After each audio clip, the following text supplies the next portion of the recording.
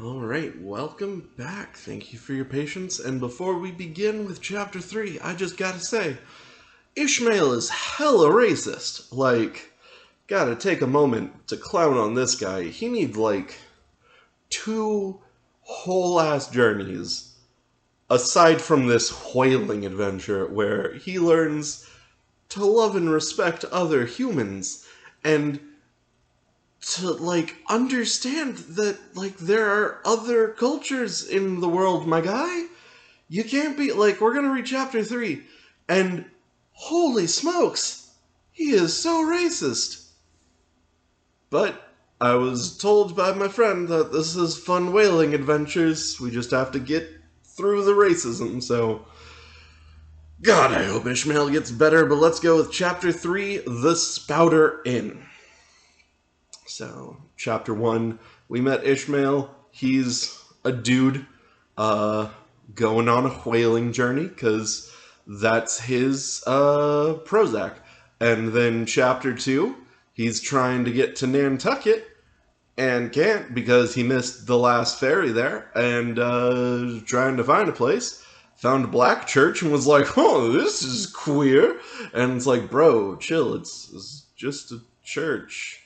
And now he's at the Spouter-Inn because he's broke as heck, and yeah, the Spouter-Inn. Entering that gable-ended Spouter-Inn, you found yourself in a wide, low, straggling entry with old-fashioned wainscots, reminding one of the bulwarks of some condemned old craft. On one side hung a very large oil painting, so thoroughly besmoked and every way defaced that in the unequal cross-lights by which you viewed it, it was only by diligent study and a series of systematic visits to it, and careful inquiry of the neighbors, that you could anyway arrive at an understanding of its purpose. Such unaccountable masses of shades and shadows that at first you almost thought some ambitious young artist, in the time of the New England hags, had endeavored to delineate chaos bewitched. But by dint of much and earnest contemplation and oft-repeated ponderings, and especially by throwing open the little window towards the back of the entry, you at last come to the conclusion that such an idea, however wild, might not be altogether unwarranted. But what most puzzled and confounded you was a long, limber, portentous, black mass of something hovering in the center of the picture over 3 blue, dim, perpendicular lines floating in a nameless yeast.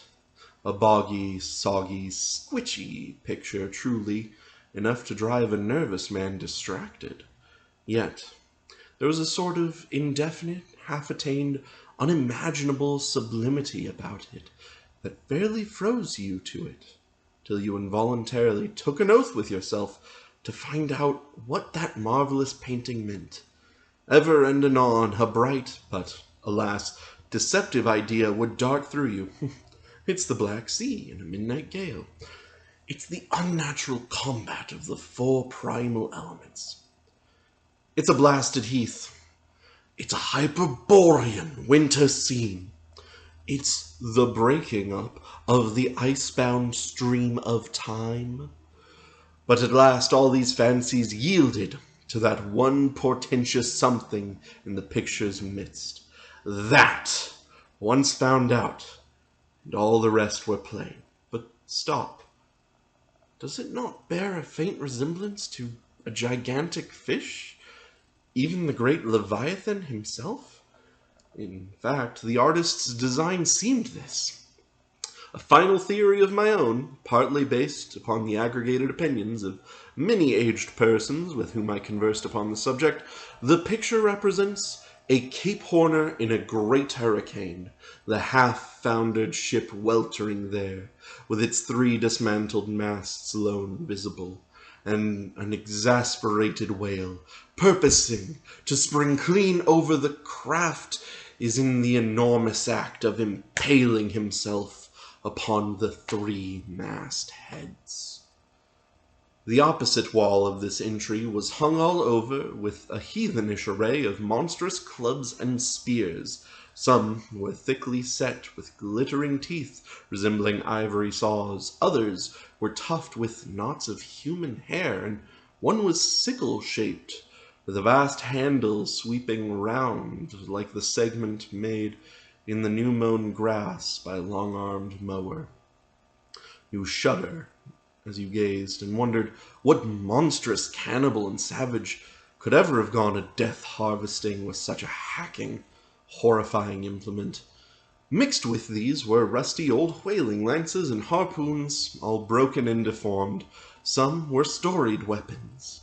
With this once long lance, now wildly elbowed, 50 years ago did Nathan Swain kill 15 whales between a sunrise and a sunset.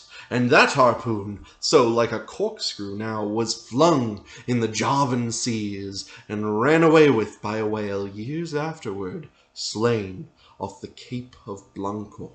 The original iron entered nigh the tail, and, like a restless needle sojourning in the body of a man, travelled full 40 feet, and was at last found embedded in the hump. Crossing this dusky entry, and on through yon low arched way, cut through what in old times must have been a great central chimney with fireplaces all around, you enter the public room, a still duskier place as this, with such low, ponderous beams above and such old, wrinkled planks beneath, that you would almost fancy you trod some old craft's cockpits, especially of such a howling night, in this corner-anchored old ark rocked so furiously. On one side stood a long, low, shelf-like table, covered with cracked glass cases, filled with dusty rarities gathered from the wide world's remotest nooks. Projecting from the further angle of the room stands a dark-looking den.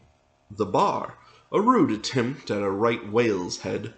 Be that how it may, there stands the vast, arched bone of the whale's jaw, so wide a coach might almost drive beneath it. Within are shabby shelves, ranged round with old decanters, bottles, flasks, and in those jaws of swift destruction, like another cursed Jonah, by which name they indeed called him, bustles a little withered old man, who, for their money, dearly sells the sailors' deliriums and death. Abominable are the tumblers into which he pours his poison, though true cylinders without. Within, the villainous green goggling glass deceitfully tapered downward to a cheating bottom. Parallel meridians rudely pecked into the glass surrounding these footpads' goblets. Fill to this mark, and your charge is but a penny. To this, a penny more, and so on till the full glass, the Cape Horn measure, which you may gulp down for a shilling. Upon entering this place, I found a number of young seamen gathered around a table, examining, by a dim light, divers specimens of Skershanda. I sought the landlord, and, telling him that I desired to be accommodated with a room, received for answer that his house was full, not a bed unoccupied. But avast, he added, tapping his forehead, you hain't no objections to sharing a harpooner's blanket, have ye? I suppose you are going whaling, so you'd better get used to that sort of thing. I told him that I never liked to sleep two in a bed, and that if I should ever do so, it would depend upon who the harpooner might be, that if he, the landlord, really had no other place for me, and the harpooner was not decidedly objectionable, why, rather than wander further about in a strange town on so bitter a night, I would put up with the half of any decent man's blanket. I thought so. But avast. What voice did I use for? I just read it. You hain't. One sec. But avast. I thought so. All right, take a seat. Supper? You want supper? Supper'll be ready directly. I sat down on an old wooden settle, carved all over like a bench on the battery. At one end, a ruminating tar was still further adorning it with his jackknife, stooping over and diligently working away at the space between his legs. He was trying his hand at a ship under full sail, but he didn't make much headway, I thought. At last, some 4 or 5 of us were summoned to our meal in an adjoining room. It was cold as Iceland. No fire at all. The landlord said he couldn't afford it. Nothing but 2 dismal tallow candles, each in a winding sheet. We were fain to button up our monkey jackets and hold our lip cups of scalding tea with our half-frozen fingers, but the fare was of the most substantial kind. Not only meat and potatoes, but dumplings! Good heavens! Dumplings for supper! One young fellow in a green box coat addressed himself to these dumplings in a most direful manner. "My boy," said the landlord, "you'll have a nightmare to that satiety." "Landlord," I whispered, "that ain't the harpooner, is it?" "Oh, no," said he, looking a sort of diabolically funny. "The harpooner is a dark-complexioned chap. He never eats dumplings, he don't. He eats nothing but steaks, and he likes them rare." "The devil he does," says I. "Where is that harpooner? Is he here?" "He'll be here afore long," was the answer. I could not help it, but I began to feel suspicious of this dark-complexioned harpooner. And this is the point, Ishmael. You are a racist. You need to accept this and understand that people are different than you, and black people are not inherently evil. Get over it, my guy. At any rate, I made up my mind that if it so turned out that we should sleep together, he must undress and get into bed before I did. Supper over, the company went back to the bar-room, when, knowing not what else to do with myself, I resolved to spend the rest of the evening as a looker-on. Presently, a rioting noise was heard without. Starting up, the landlord cried, "That's the Grampus's crew. I seed her report in the offing this morning. A 3 years' voyage on a full ship. Hurrah, boys! Now we'll have the latest news from the Fijis." A trampling of sea boots was heard in the entry. The door was flung open, and in rolled a wild set of mariners enough, enveloped in their shaggy watch-coats, and with their heads muffled in woolen comforters, all bedarned and ragged, and their beards stiff with icicles. They seemed an eruption of bears from Labrador. They had just landed from their boat, and this was the first house they entered. No wonder, then, that they made straight wake for the Whale's Mouth, the bar, when the wrinkled little old Jonah, there officiating, soon poured them out brimmers all around. One complained of a bad cold in his head, upon which Jonah mixed him a pitch-like potion of gin and molasses, which he swore was a sovereign cure for all colds and catarrhs whatsoever, never mind of how long-standing, or whether caught off the coast of Labrador, or on the weather side of an ice island. The liquor soon mounted into their heads, as it generally does, even with the errantest toppers newly landed from sea, and they began capering about most obstreperously. I observed, however, that one of them held somewhat aloof, and though he seemed desirous not to spoil the hilarity of his shipmates by his own sober face, yet upon the whole he refrained from making as much noise as the rest.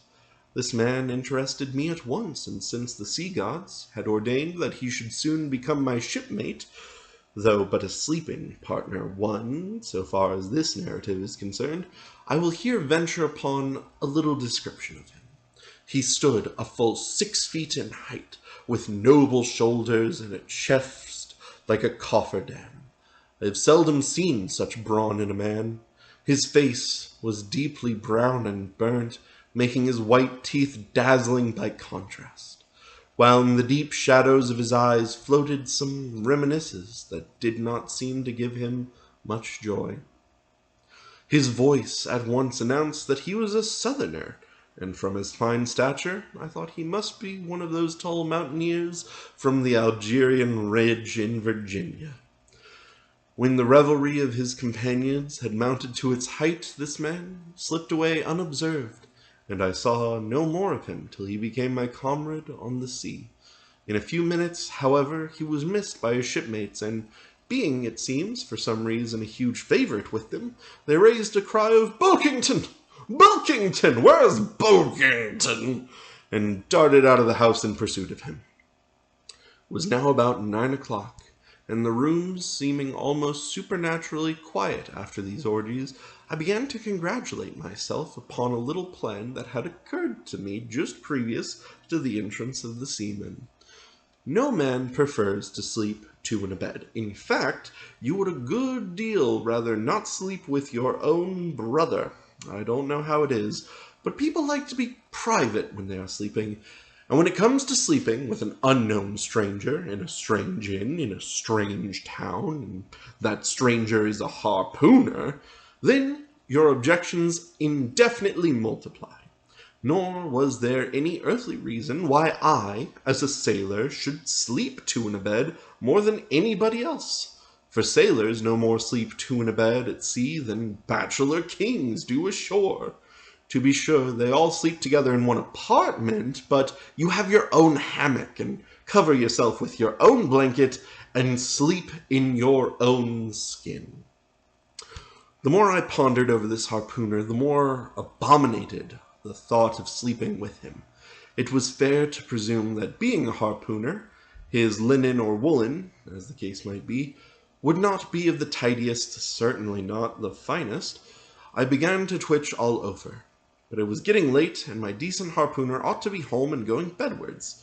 Suppose now he should tumble in upon me at midnight.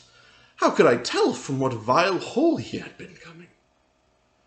"Landlord, I've changed my mind about the harpooner. I shan't sleep with him. I shall try the bench here."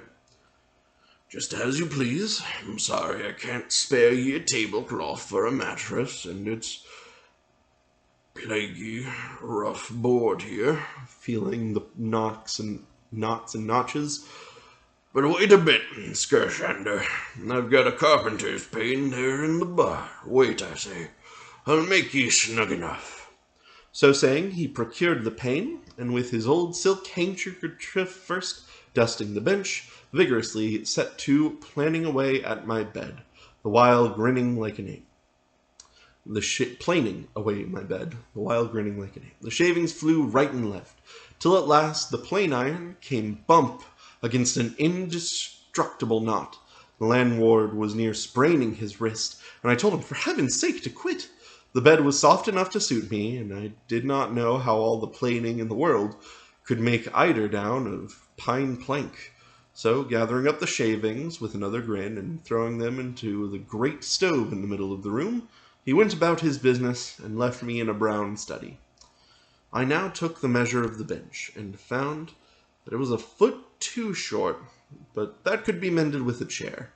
But it was a foot too narrow, and the other bench in the room was about 4 inches higher than the planed one, so there was no yoking them.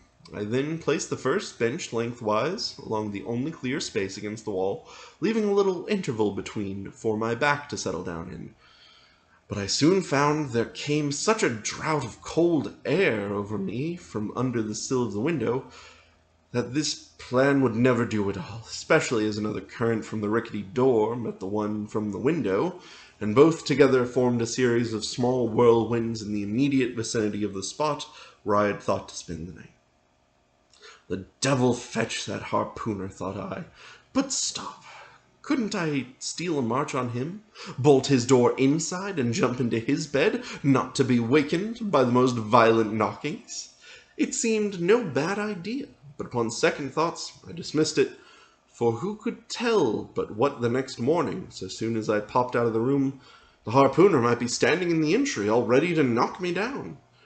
Still, looking around me again, and seeing no possible chance of spending a sufferable night, unless in some other person's bed, I began to think that after all I might be cherishing unwarrantable prejudices against this unknown harpooner. You are, Ishmael. You are. You gotta learn to respect other humans, even if you don't know them. Thinks I, I'll wait a while. He must be dropping in before long. I'll have a good look at him then, and perhaps we may become jolly good bedfellows after all. There's no telling. But though the other boarders kept coming in by ones, twos, and threes and going to bed, yet no sign of my harpooner. "Landlord," said I, "what sort of chap is he? Does he always keep such late hours?" It was now hard upon 12 o'clock. The landlord chuckled again with his lean chuckle, and seemed to be mightily tickled at something beyond my comprehension. "No," he answered. "Generally, he's an early bird, early to bed and early to rise. Yes, he is the bird what catches the worm. But tonight he went a peddling, you see, and I don't see what on earth keeps him so late, unless, maybe, he can't sell his head." "Can't sell his head? What sort of bamboozling story is this you are telling me?" Getting into a towering rage. "Do you pretend to say, landlord, that this harpooner is actually engaged this blessed Saturday, or rather Sunday morning, in peddling his head around this town?" "That's precisely it," said the landlord. "And I told him he couldn't sell it here. The market's overstocked." "With what?" shouted I. "With heads, to be sure. Ain't there too many heads in the world?" "I tell you what it is, landlord," said I, quite calmly. "Better stop spinning that yarn to me. I'm not green." "Maybe not," taking out a stick and whittling a toothpick. "but I rather guess you'll be done brown if that here harpooner hears you a slandering his head." "I'll break it for him," said I, now flying into a passion again at this unaccountable farrago of the landlord's. "It's a broke already," said he. "Broke," said I. "Broke, do you mean?" "Certain, and that's the very reason he can't sell it, I guess." "Landlord," said I, going up to him as cool as Mount Hecla in a snowstorm. "Landlord, stop whittling. You and I must understand one another, and that too without delay. I come to your house and want a bed. You tell me you can only give me half a one, and the other half belongs to a certain harpooner. And about this harpooner, whom I have not yet seen, you persist in telling me the most mystifying and exasperating stories, tending to beget in me an uncomfortable feeling towards the man whom you designed for my bedfellow. A sort of connection, landlord, with an intimate and confidential one in the highest degree.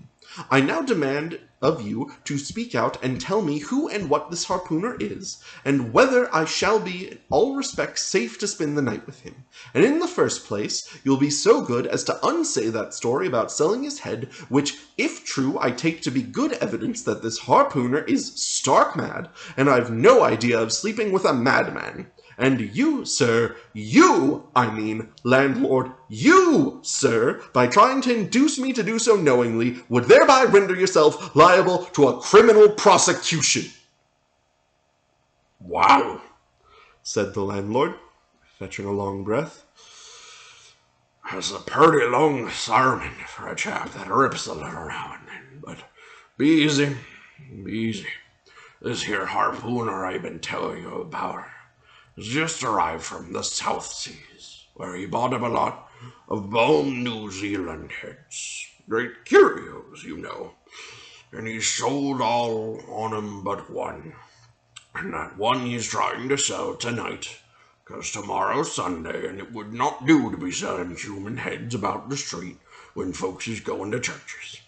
He wanted to last Sunday, but I stopped him just as he was going out the door with 4 heads swung on a string, for all the earth like a string of Indians."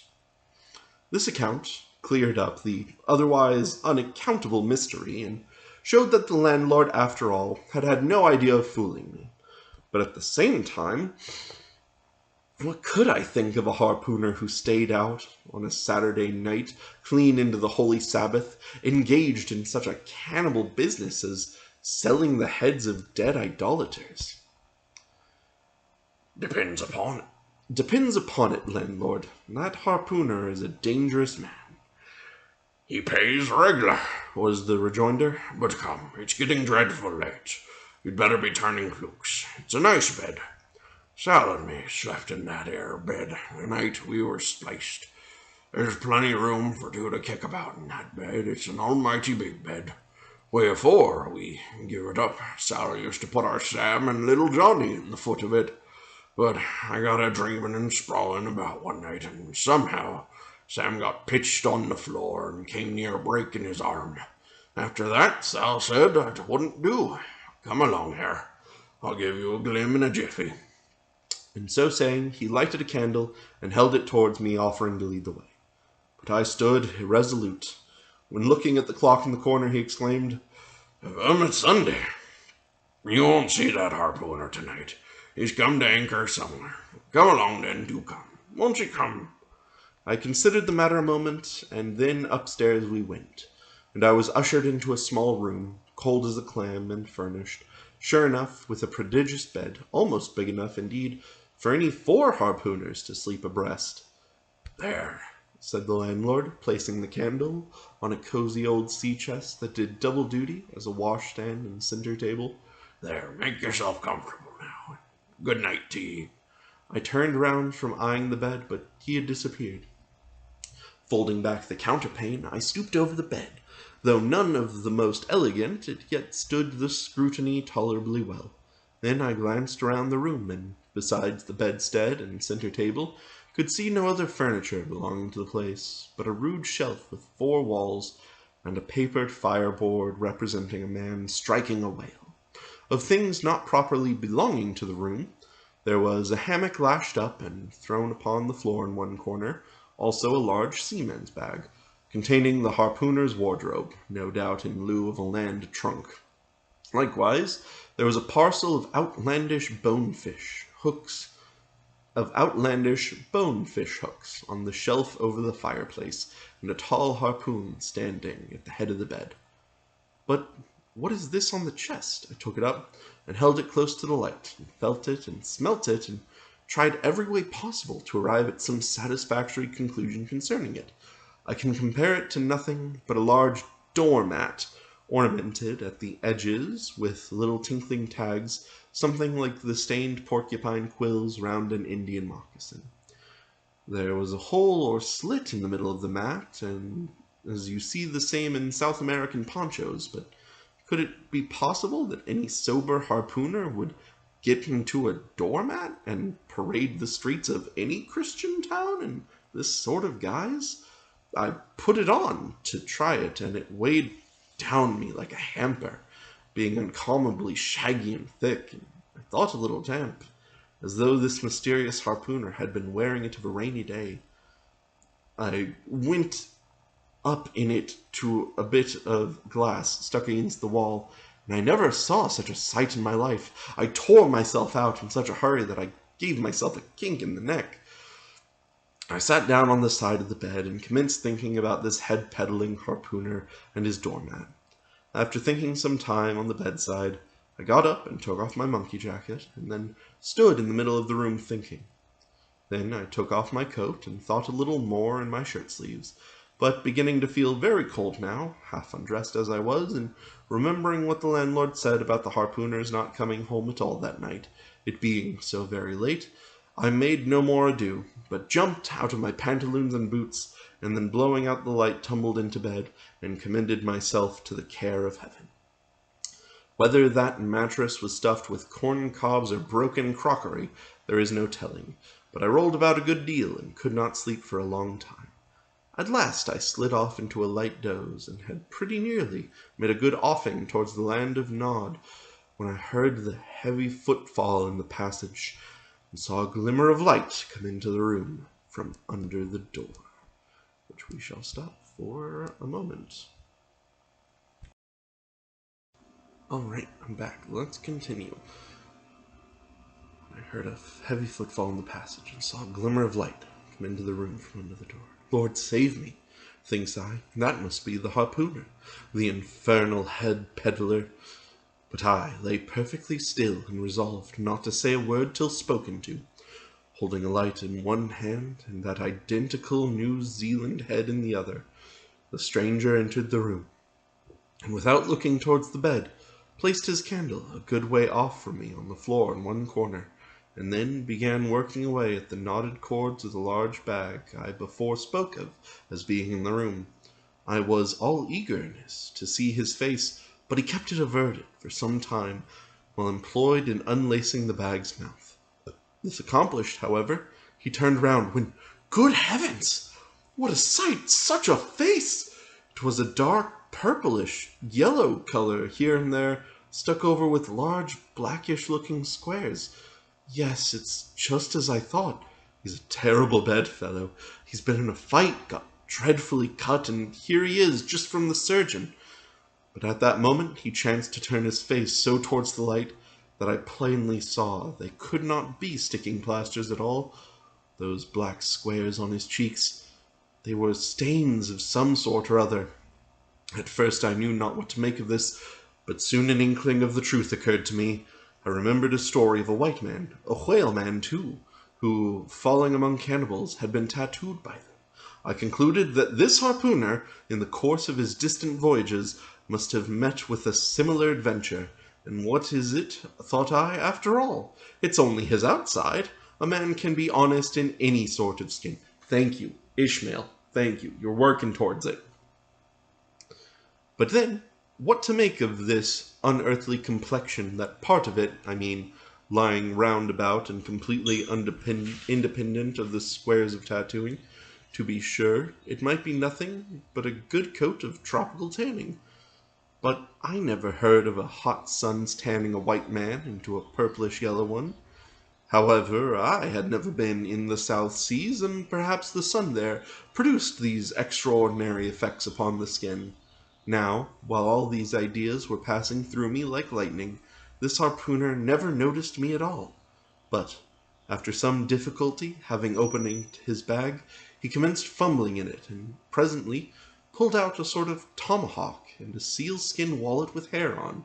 Placing these on the old chest in the middle of the room, he then took the New Zealand head, a ghastly thing enough, and crammed it down into the bag. He now took off his hat, a new beaver hat, when I came nigh, singing out with a fresh surprise. There was no hair on his head, none to speak of at least, nothing but a small scalp knot twisted up on his forehead.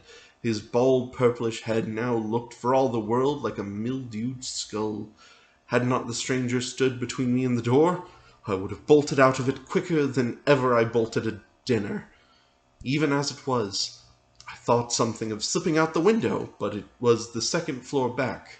I am no coward, but what to make of this head-peddling purple rascal altogether past my comprehension. Ignorance is the parent of fear, and being completely nonplussed and confounded about the stranger, I confess I was now as much afraid of him as if it was the devil himself who had thus broken into my room at the dead of night. In fact, I was so afraid of him that I was not game enough just then to address him, demand a satisfactory answer concerning what seemed inexplicable to him. Meanwhile, he continued the business of undressing, and at last showed his chest and arms. As I live, these covered parts of him were checkered with the same squares as his face. His back, too, was all over the same dark squares. He seemed to have been in a 30 years' war, and just escaped from it with a sticking plaster shirt. Still more, his very legs were marked, as if a parcel of dark green frogs were running up the trunks of young palms. It was now quite plain that he must be some abominable savage, or other shipped aboard of a whaleman in the South Seas, and so landed in this Christian country. I quaked to think of it. A peddler of heads, too, perhaps the heads of his own brothers. He might take a fancy to mine. Heavens! Look at that tomahawk! But there was no time for shuddering, for now the savage went about something that completely fascinated my attention, and convinced me that he must indeed be a heathen. Going to his heavy grego, or rapal, or dreadnought, which he had previously hung on a chair, he fumbled in the pockets, produced at length a curious little deformed image with a hunch on its back, and exactly the color of a 3 days-old Congo baby. Remembering the embalmed head, at first I thought this black mannikin was a real baby preserved in some similar manner, but seeing it was not at all limber, and that it glistened a good deal like polished ebony, I concluded that it must be nothing but a wooden idol, which indeed it proved to be, for now the savage goes up to the empty fireplace and, removing the papered fireboard, sets up this little hunchback image, like a tin-pin, between the andirons.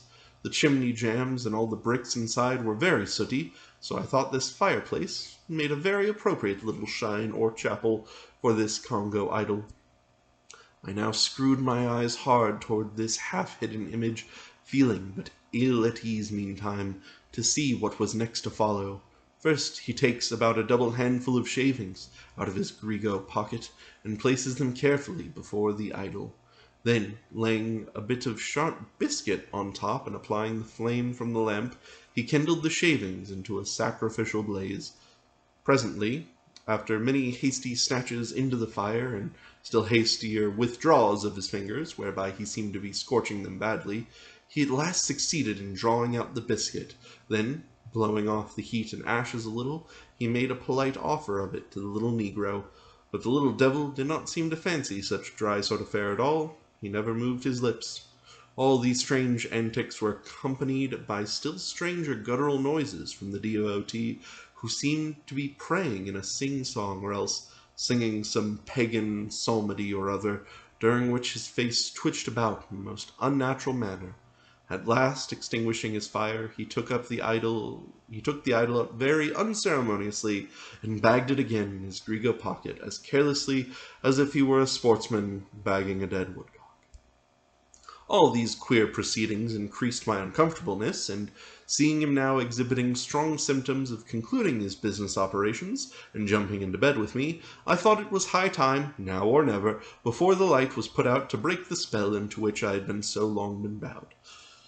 But the interval I spent in deliberating what to say was a fatal one. Taking up his tomahawk from the table, he examined the head of it for an instant, and then holding it to the light, with his mouth at the handle, he puffed out great clouds of tobacco smoke. The next moment the light was extinguished, and this wild cannibal, tomahawk between his teeth, sprang into bed with me. I sang out. I could not help it now, and giving a sudden grunt of astonishment, he began feeling me. Stammering out something, I knew not what, I rolled away from him against the wall, and then conjured him, whoever or whatever he might be, to keep quiet and let me get up and light the lamp again. But his guttural responses satisfied me at once that he but ill comprehended my meaning. "Who devil you?" he said at last. "You no speaky, damn me, I kill ye." And so saying, the lighted tomahawk began flourishing about me in the dark.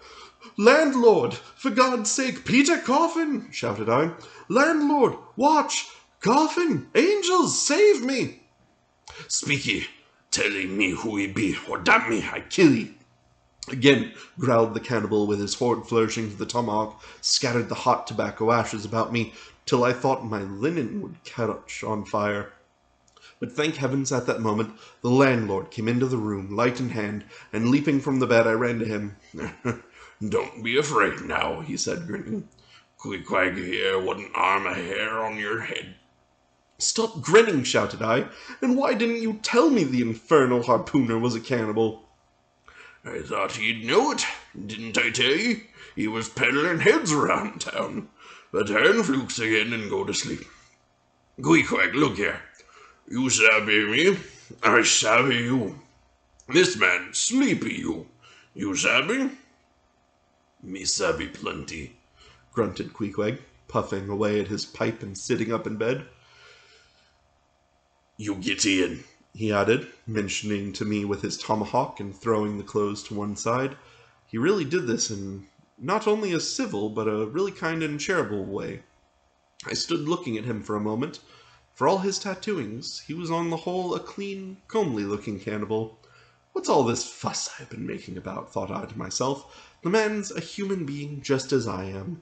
He has just as much a reason to fear me as I to be afraid of him. Better to sleep with a sober cannibal than a drunken Christian. "Landlord," said I, "tell him to stash his tomahawk there, or pipe, or whatever you call it. Tell him to stop smoking, in short, and I will turn in with him. But I don't fancy having a man smoking in bed with me. It's dangerous. Besides, I ain't insured." This being told to Queequeg, he at once complied, and again politely motioned for me to get into bed, rolling over to one side as much to say, I won't touch a leg of ye. Good night, landlord, said I. You may go. I turned in, and never slept better in my life. Yeah, Ishmael, you'd sleep a lot better if you overcame your racism and just, respected people without needing to, have a whole thing about it. Calm down, man. It's cool. But that's chapter 3. We'll pick up chapter 4 next time.